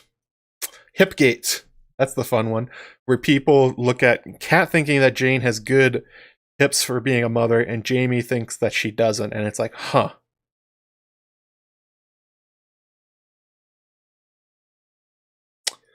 Let's see here. Let's grab another question. Thomas Smithson on YouTube. They said, what gave you this idea, and what do you think about the idea that Robb's head is all they will bring back? He may be a talking head who gives counsel to one of the characters in the story. So, what gave me this idea? Oh, I thought you loved Littlefinger. You had me do the stream on him. So the idea of Robb coming back from the dead is not a new idea, basically. Ever since Robb has been dead, there's been suggestions that he may come back to life. The Robert Strong theory is a form of that theory, but it's mostly been a plot of fan fiction. Robb coming back from the dead in some way is a very, very popular topic in A Song of Ice and Fire fan fiction. So it's not like, oh, I had this amazing lightning bolt to the head. It's like, oh, what if Robb could come back? And nobody ever thought of that. It's not, that part is not an original idea. But the thing that got me going on it was specifically that quote about Lem saying her goals, that she wants her son alive, or that she wants everyone that killed him dead. And it was this kind of, after reading Meat House Man and reading Sand Kings, and kind of just like sort of turning it over in my head a lot, how much George loves Resurrection, and how much he loves Resurrection to be horrifying, how much he really loves it to hurt the reader, that he doesn't want it to be something that you see coming, because he one of the ways he likes to hide his twists is he hides them behind the things you really don't want to happen. It's a very clever tactic. It's hard to see coming because you don't want to see it coming. So he's able to do that. So I kind of took that quote and I just kind of started turning it over in my head. And this was when I was doing that stream with Michelle Jaworski a couple months back. And I was just reading everything about Stoneheart, and I was putting together all these quotes, and I was just like, why not? Why couldn't she do this? And the video itself is essentially me asking questions critically about, like, well, could it happen? Why would it happen? Is she trying to do this? What would be the point? So if you watch back the video, you can see that's kind of a way you can interpret it. That is me answering my own questions, my own skepticism about the idea. So it's like, okay, so is it possible? Yeah, it does seem possible. The wights and George's use of resurrection is really strange. It's all over the place, so who knows? And it's like, well, where's his body? And so then I went through and I tracked down his body. I'm like, okay, so what happened to it? What have the Frey's been saying afterwards? Like, all these other kind of things, how do they fit together? And then it was just like, well, does Stoneheart want to do it? And then I looked at the quotes and Merritt Frey's thing and Ryman Frey and the crown and all that stuff, and it's like, it's essentially me convincing myself. That's the theory. That's how a lot of them work, actually. If you want to look at like the through line of a lot of my theory videos, the points I bring up are the skeptical points I ask myself about an idea. Like, I don't know. That doesn't seem... There has to be like a whole lot of reasons for it. Anyway. And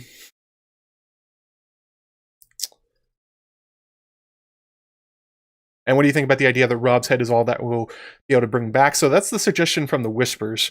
And there's quite a lot of other very weird things going on in A Song of Ice and Fire with undead heads. So it's been sort of a lingering thing. A lot of people have thought that it might be Ned. That they made the point, they're like, oh, everything about this which would apply to Ned as well. And yeah, it would. Although I think Ned is literally just bones at this point. They boiled all the flesh off his bones, but there's this undercurrent in a lot of very different places than A Song of Ice and Fire, the idea of an undead head that can speak. That's literally what the faces of the House of Black and White are.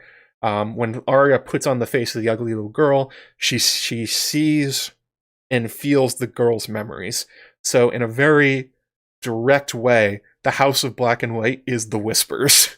It is a bunch of heads that can talk still, but you have to do the whole thing to become them. But they are still there. The people, the personalities, and the memories are somehow trapped within those faces in the House of Black and White. So it's like, maybe it's more literal. Maybe, like, that would be pretty horrifying if there was just a talking head of Robb. It'd be actually kind of comical. I don't know how you would use it, but I think it's definitely a possibility.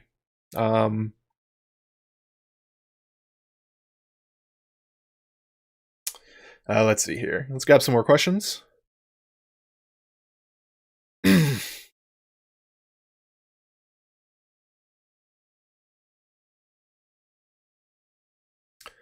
It's going full Futurama, yeah. I wonder if he has seen Futurama. I doubt it. I don't think he watches a lot of... Actually, he does like weird shit. Maybe he has. Maybe he's seen Futurama.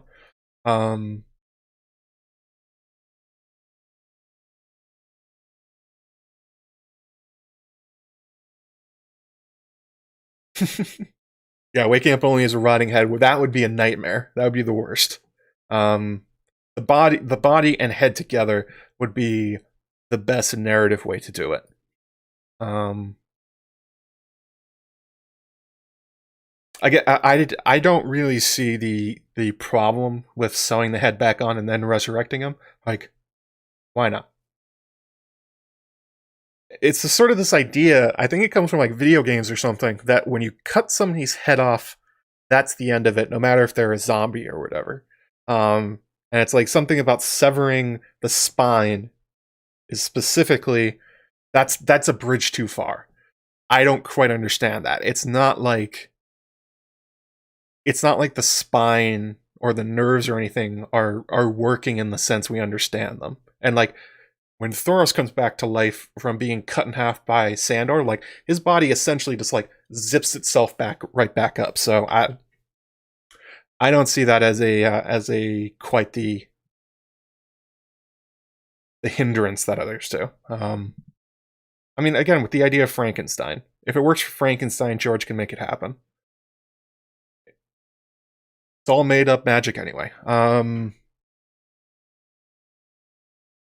see here. Talking heads in Harry Potter. Oh yeah, that's true. Didn't Bran experience a previous person whose skin changed a Raven's memories? Yes, he did. Varamir does as well. He has a sort of absorbed his mentor, and he's also absorbed Orel, the warg or the skin changer with the eagle. So yeah, totally. I think it's very much on the table.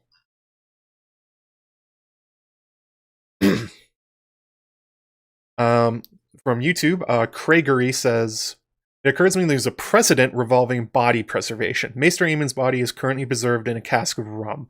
Maybe Walder Frey did the same to Robb's body to mock the Stark funeral customs. There's also suggestion that maybe they used salt or some other kind of preservation. That could be totally true. I think the one that would be... I mean, I've talked about bog bodies before. That would be kind of the coolest one. If Robb is just underneath the water of a bog and nothing, and essentially has not rotted, that is definitely a way that bodies end up for long periods of time without rotting. Should make more videos. Not everyone could watch streams. Videos take a long more time to make. I think for the last video, I put something like, I don't know, maybe something like 30 hours into it, maybe more. Whereas a stream takes me 4 or something like that. Like usually like 2 hours of making up the outline, preparing, and then the actual doing the stream. So it's not a 1-to-1. The fact that I do streams does not mean I would be releasing a video in place of it. Like the time scales and the effort between them are vastly different. So I'm sorry. Sorry you feel that way, but you are not missing on anything because I do these. Let me grab another question. From Guilty Undertake. Said on Patreon, or the Patreon Slack, the use of strangulation in conjunction with the resurrected dead is a recurring motif. Whether it's Will being throttled by the recently wighted Waymar Royce, the wight attempting to strangle Jon, or the use of hanging as the Stoneheart led the Brotherhood Without Banners go-to execution method. Do you think George is getting at something deeper here, or does he just have a thing being strangled in a horrifying way to die? So I think he really, for some reason, likes the motif of strangling. I think he thinks it's a particularly brutal way for the dead to happen. I mean, for an execution to happen. Like, I think one of the most famous examples of him using hanging as the method of execution is from Jon Snow. When he's going to kill Janos Slynt, in the preview chapter for, I think he read it at a convention somewhere, he initially had it that Jon was going to hang Slynt from the wall. He called for a really long rope and he was going to do it that way. But then people got in touch with him. This was back when he answered his emails and he was much less famous. They said, no, George, the Starks cut people's heads off. And he went, oh yeah, that's true. And so he changed it so that Jon beheaded Janos Slynt. So I think I think George just has a preference for using hanging as a particularly gruesome and specifically a painful method of death. Not really sure why. I would have to go back and look a little bit more. Like, is this something he does in his other works, or is it just something from A Song of Ice and Fire? But yeah, I think he just enjoys using that one, and it's easy to do. It's easy to write. Also, because hangings used to be like just like a big part of public consciousness. Like going to see the hangings was like what passed for entertainment in some communities for quite a long time. The hanging of criminals, like the entire town would come out and watch. So it's something that's kind of left our culture at this point. Hangings aren't really a thing anymore. At least in like specifically state justice, that kind of thing. I mean, obviously they still do happen, but it's much less a public consciousness thing, so it kind of sticks out now. But in the olden times, I mean, throwing a rope over a tree branch is one of the easiest ways to kill people. Let's see here. Good question, though. Eric F., he asked, is there any chance that a revived Robb and Jon would actually battle over Winterfell rather than on the wall? Jon was planning head to Winterfell when assassinated and would be presumably returned to that mission. So this is another really interesting consequence of a resurrected Robb.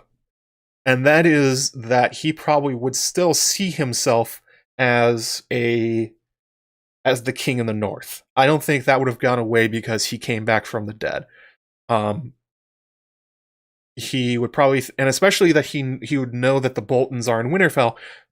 I talked about Jane Westerling being one thing he would definitely go after, but definitely revenge on the Boltons would be next up on the list to reclaim the North for the Starks. So the idea that Robb and Jon could have conflict again, I think is one of the high points, one of the high drama points, other than like Theon in particular. Robb and Jon have a lot of history. Jon thinks about him a lot. He dreams about him a lot. So the idea that the two of them both coming back from the dead, it also kind of continues the parallels in their life. Until Jon went to the wall, they were basically equals throughout their entire life, except for the difference in social strata, I guess. And Jon almost leaves the Watch to go help him, to go join Robb's army, to be his right-hand man. And it's essentially the other brothers of the Night's Watch find him and convince him not to do it. Also Ghost. The Ghost helps without that. But the way that George has had Resurrection change Beric and Stoneheart so much, that's one of the things that is most interesting about Jon coming back in the future. It's the idea that he would come back feral, that he would come back different.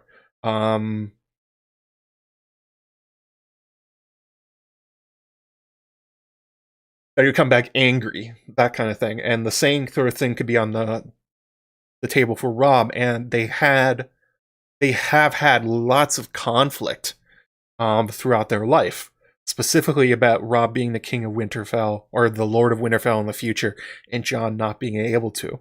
Like, the memory of Robb telling Jon, you can never be the Lord of Winterfell because you're a bastard, is the thing that makes Jon essentially flash white with rage and almost kill Iron Emmett. Like, he breaks his shield and all that stuff. So there is lingering conflict between the two that would be something that would probably be very juicy for George to have on the page.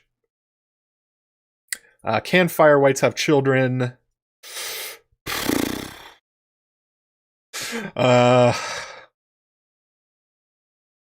This is another one of those questions of, it's just magic, but it's also like a practical question.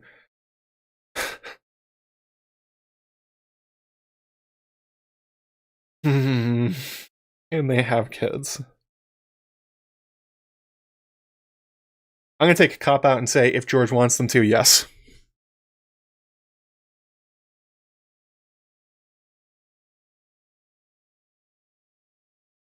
Oh, we hit 216 likes. Oh shit, I didn't do anything. So I don't have a script ready for the next video. I'm still reading the book about it. Ooh. Oh. Yes. The next video coming out is about a book. A book I am reading for the first time. So, guess that's a hint. I can't tell you what it is because it's super secret.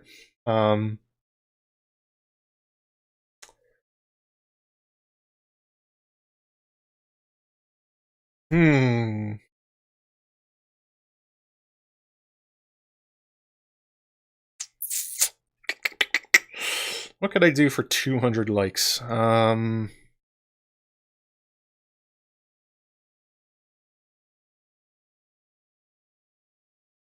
don't know. I don't have a lot. We doing more Thousand Worlds? We are not doing the Thousand Worlds.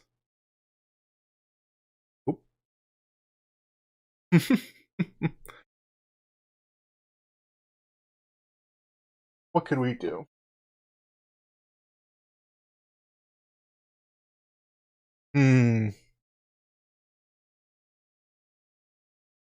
Good question, me. I don't know. What do you guys wear both hats? I don't think that would work. We could sing. I don't have a good singing voice. Would that even work? Let's give this a shot. This doesn't look very good. Sing Jenny's song. Sand King's content was really cool. Loads of Thousand World stuff is really good. George is a great writer, and not just about Song of Ice and Fire. Yeah, people in the chat are bringing up a good point that hanging is a particularly gruesome way of dying. It is painful.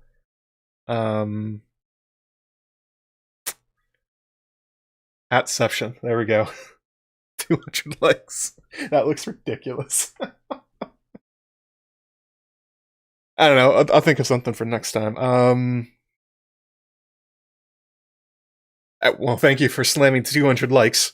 I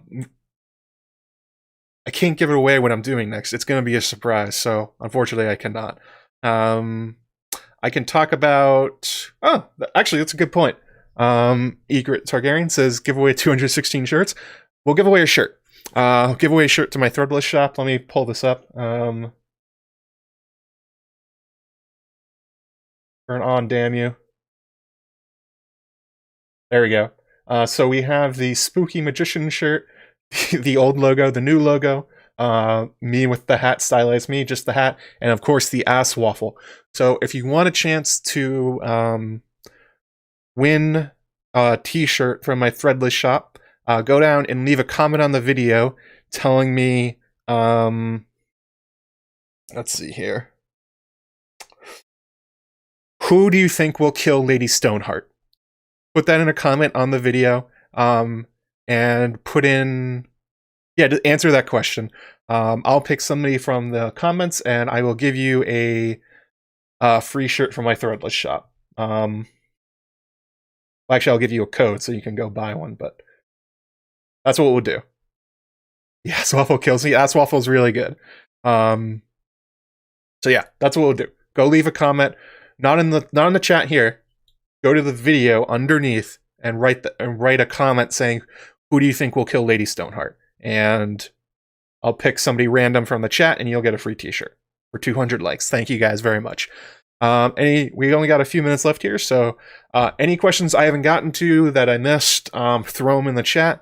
I'm gonna see what else I got on my my big list of questions. I'll see if we can answer. We'll do a rapid fire, lightning round here, lightning lord round.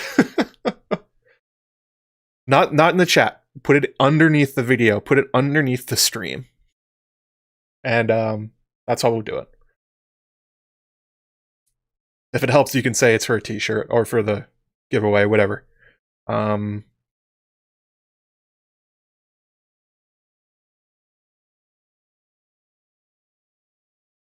So Eric asked something going on a little bit further.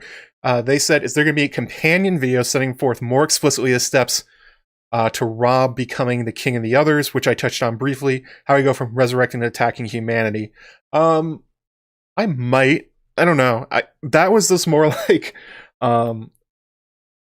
like connective tissue for it, that there's weird parallels between a resurrected Robb and the Night King story. I mean, there's obviously some with Jon. I mean, the Knight's Queen story lines up pretty well with Jon and Ygritte, but there's also strange connections between. You can't comment under the stream. You should be able to. Hang on a second. Let me find it.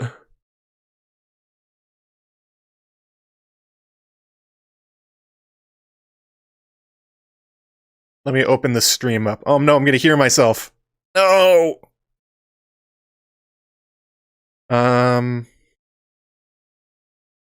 If you hide the chat and you scroll down. Oh. Wait, people leave comments on my streams before they go live. Did I just mess everybody up? Did I screw you guys up? Can you not leave a comment down there? Huh. Well, that makes it tough. I guess you'll have to wait until the stream's over and then go down there and leave a comment. Huh.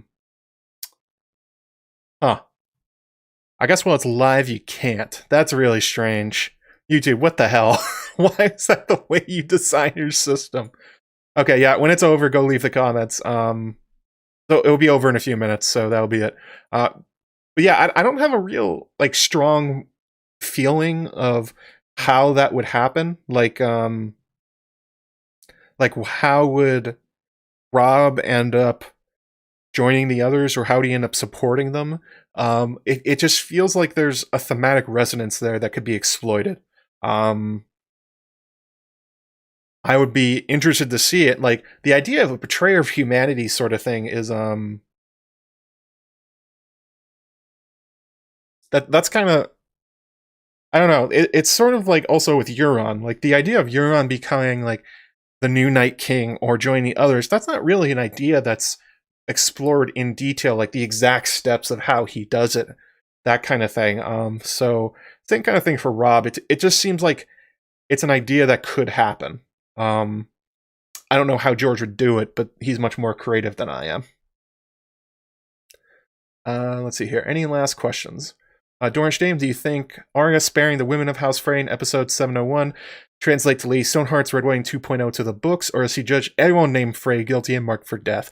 I think Arya's killing of the Freys was taken from the Red Wedding 2.0. I think that is the show version of that event.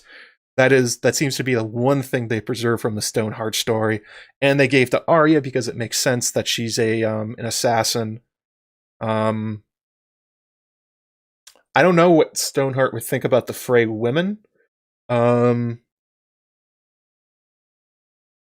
She seems to hate everybody at this point, so I don't know if she would make exceptions if she killed everybody at the Red Wedding 2.0.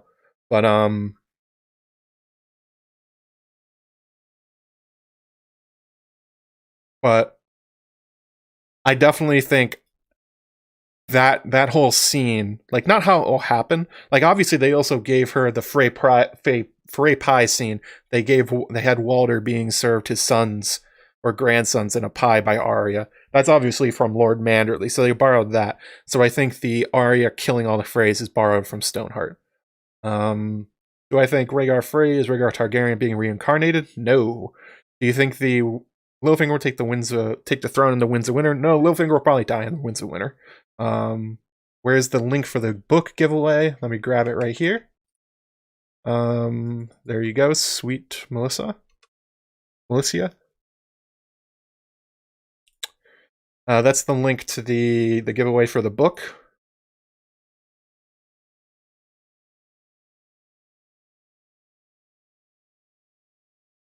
Oh, it was Michael Buckley on YouTube that made the comment about the Boltons maybe skinning Grey Wind and turning him into a cloak. Maybe that's something that the Freys have done. Maybe Walder will have a Grey Wind cloak or something like that. That would be fucked up. Oh, there's one point I wanted to make that I didn't really explain too well in the video, but there's an idea that I use for theories, and it has, and I don't know if there's an exact word for it, but I consider it like the idea of how close, or the proximity of hints to the thing you're talking about. Like, all the hints about the undead coming back to life, the whispers, the head coming back to life, all that other kind of stuff is in Brienne's chapter. And then it's Brienne's chapter that we meet Stoneheart. And it's through her that we're told all this stuff of how she came back to life, all this stuff about what she wants from Lemoncloak. So I think it's important to pay attention when you're talking about, when you're making theories. Are you pulling from like really, really scattered places from across all the books? Or is the main thrust of what you're talking about like contained within a few chapters near each other? Like one thing that is often overlooked with the ordering of the chapters is that George often uses the chapters before and after as a way of talking about what's in that in that particular chapter. Like they relate to each other in ways. So there should be kind of a proximity, a hint, I guess, to what you're talking about. And that's something that I find so interesting about Undead Robb, is that so much of it is coming through Brienne and Jaime, and but mostly Brienne. And that she also has the stories of the Whispers and all this other kind of stuff. So let's see here. Any last questions before we go? And then obviously if you guys want to win a t-shirt, after the video ends, go into the comments and tell me how you think Lady Stoneheart will die. Pedro says, do you think the Blackfish will die in the Winds of Winter? I hope not, but there's going to be a lot of people dying in the Winds of Winter.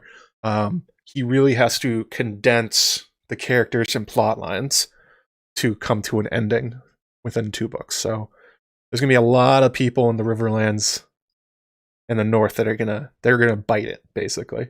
They're gonna be deadsies.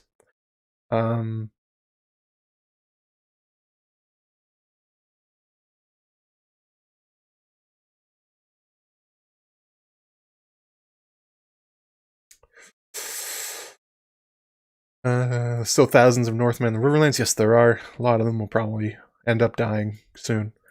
Do you think Robb and young Griff will have a similar end?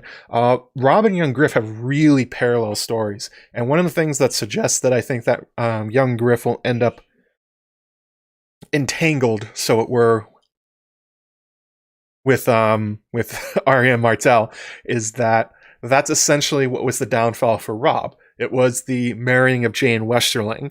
That opened the opportunity for Tywin to exploit the Freys in order to use them in the Boltons to orchestrate the Red Wedding to end his rebellion.